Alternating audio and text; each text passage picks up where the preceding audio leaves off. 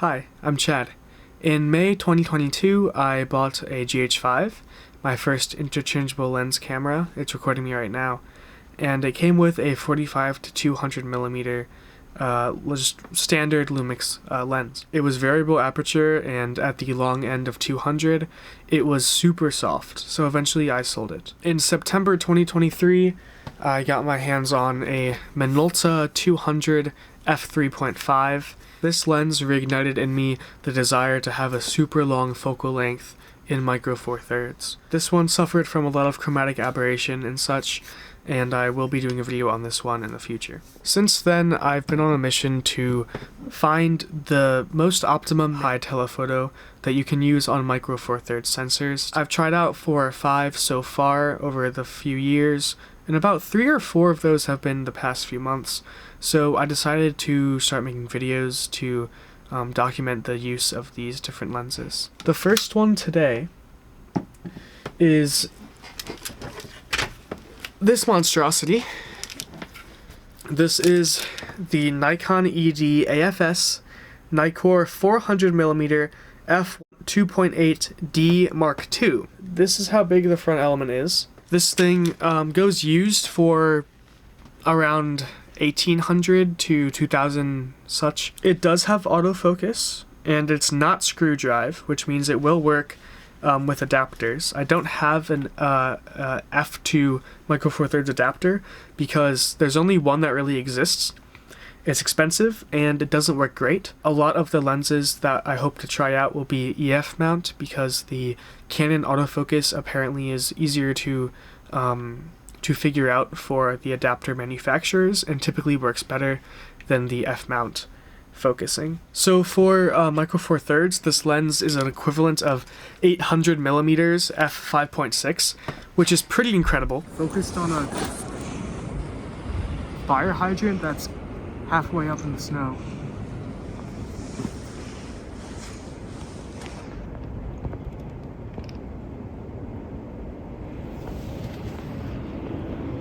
This is terrible. It's important that it has the aperture switch down at the base, otherwise you can't use it with a cheap manual adapter. The manual adapter I use is the K&F Concept one. It's about 30 bucks. It's built of solid metal, and the tolerance I found was very tight. The first thing that you'd notice when you try to use this lens is the weight and size. This front element is incredibly heavy. The center of balance is probably about where the foot is, which makes it a little difficult because you want to hold it like this, but the focus wheel's back here. It's not this wheel up here. This is not a wheel. It's just some textured rubber. But I wish this was the focus wheel so you can have your hand here and use these 2 fingers to focus it, right? But you actually have to use your thumb. The problem is I can't focus it. So I have to hold it here pretty much because the front element is so heavy. If I try to hold it here, it's like really front heavy. But this is where the focus ring is. And it's too tight to do with my thumb.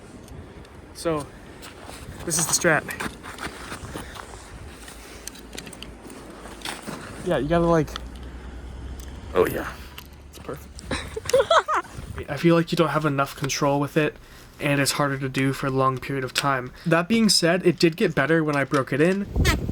I think this lens wasn't used with manual mode too often. I was able to focus with my thumb just then. So, and that being said, the focus throw, manual focus experience is very good. I found I could hit changes pretty quick. I could also move through the focus range very fast. Even though the focus throw is pretty good for manual focusing, in manual focus mode, the infinity end will keep on spinning, and at least on my copy, the close end was a soft stop, like a membrane keyboard compared to a mechanical keyboard. Not very good. This is impossible.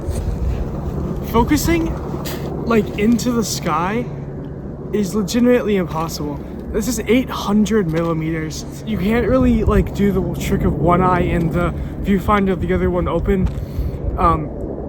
it doesn't even, that doesn't help at all. So I'm focused on the short tree over there between those two taller ones, and when I was focused there at 2.8, I didn't see this tall little bit of foliage with the ball on it at all. There's a plane all the way up there. I'm gonna see if I can get any detail on it. I cannot find it.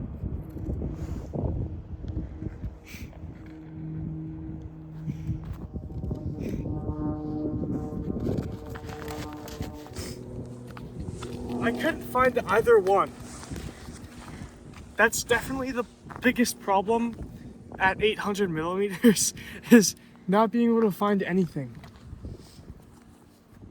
In a blue sky that has no points of reference when you're that far in, it's a lot easier, you know, on stuff on the ground where you have a point of reference. There's like contrast, but like in the blue sky, there's nothing I can do. There's another one with some trails. Oh, found it.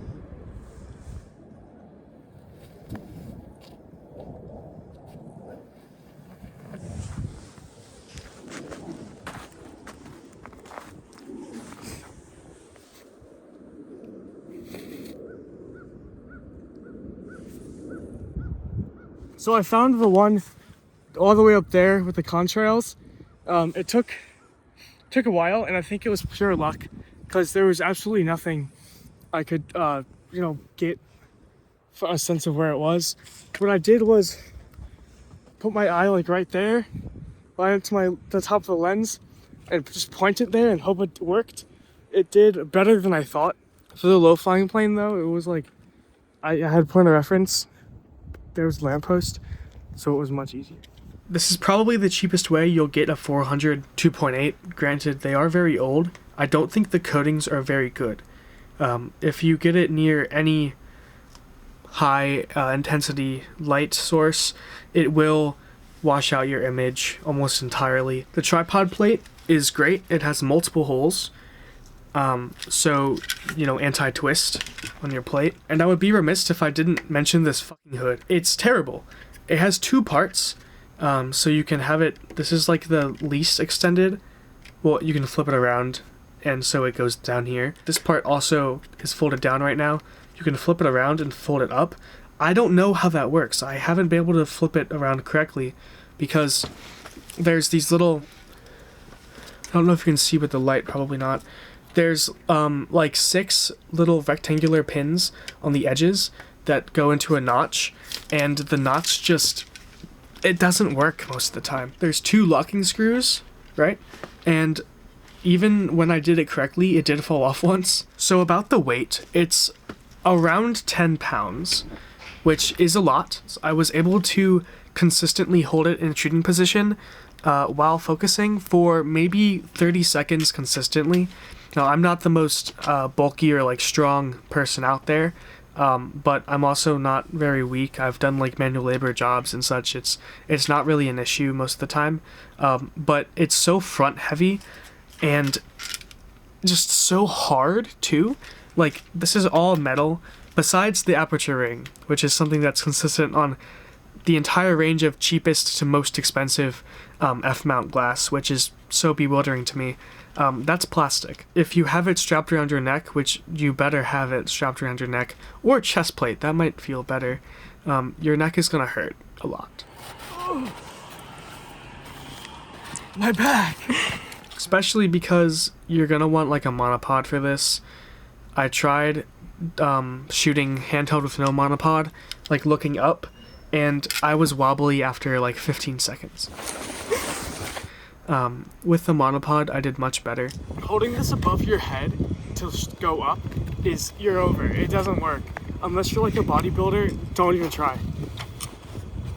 I was holding it for probably 2 or 3 hours. So I held this for about 2 hours today, and the first bit was with a backpack with some other gear inside. I do not recommend that. I can't see anyone taking this on like a hiking trip. I think this is more like sports if you're staying in one location and you can like set up, obviously. And it was very hard to use for fast moving animals like birds if they were close by. Far away it was fine, but you know, if it's close by, it's hard to like whip this around. Say hello to my little friend. And like maintain your focus and position and everything, because it's so heavy. As far as like gloved use for the winter, this is like northern North America where we are right now. The focus ring is very large. It does have this like indent, right? So you can like grab it pretty well with gloves. Whether or not this is a good candidate for a Nikkor 400mm super telephoto, it's not. It's really big. I will say, on the GH5 with the hand grip, it did not feel like wrong sized. And because a lot of Nikkor 400mm users, especially if you're using Lumix cameras, are also video shooters, it should be worth noting that you will not be able to really do video on bright sunny days unless you want to go to f/22 or f/16. Even then you might not be able to, because there's no way you're going to get a ND filter that's this large. I don't even know if... I feel like it might be too large for some matte boxes even. Alright, let's take a look at some images. I'm going to shoot this gas pipeline.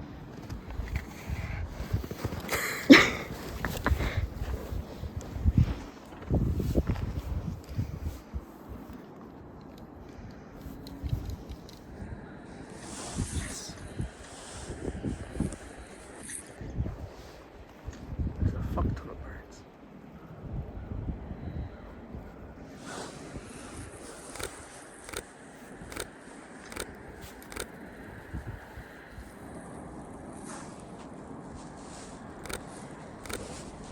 It's very possible to track birds with manual focus if you know how to manual focus. So, it's a skill issue.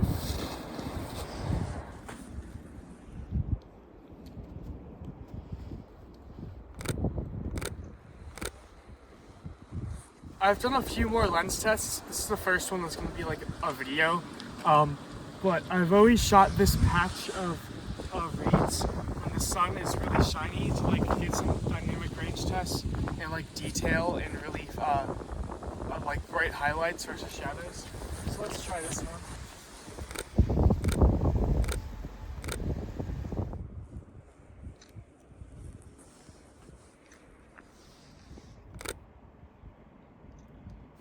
I hope you see just how fucking long it takes to take a single photograph with this stupid fucking setup. So on closer look of the images, it does feel like the lens is never quite sharp, and everything looks like it's just lacking clarity. Another thing that struck me was because the depth of field was so narrow, I often had things in the foreground that I didn't see and only saw when I was viewing them on a larger screen. There does seem to be a good amount of lateral chromatic aberration, but only in the most extreme cases. All of these images were taken at f2.8 wide open, which of course is not going to be great for any of these issues, right? However, the point of a super long lens should in theory be to use that very narrow focus plane to get a lot of out of focus elements, but it could also mean that the sharpest aperture is closer to maybe 5.6 and not f11 if your lens had the widest aperture around f5.6 perhaps. The one image that was taken at a different f-stop was the first image taken of the reeds, and it does not seem to have a hugely different sharpness of the next one, which is f2.8. The lens is a bit soft for my liking, but I think it's definitely usable in the right conditions. Thank you for watching this video. I hope you got something out of it and maybe helped you decide yourself on what lens might be suited for you. For documenting for myself, I would just write it down, but you know, videos are easier to share with other people. So if it does help other people, then I'll definitely do more, and I probably will even if it doesn't, because I enjoy it. See you next time.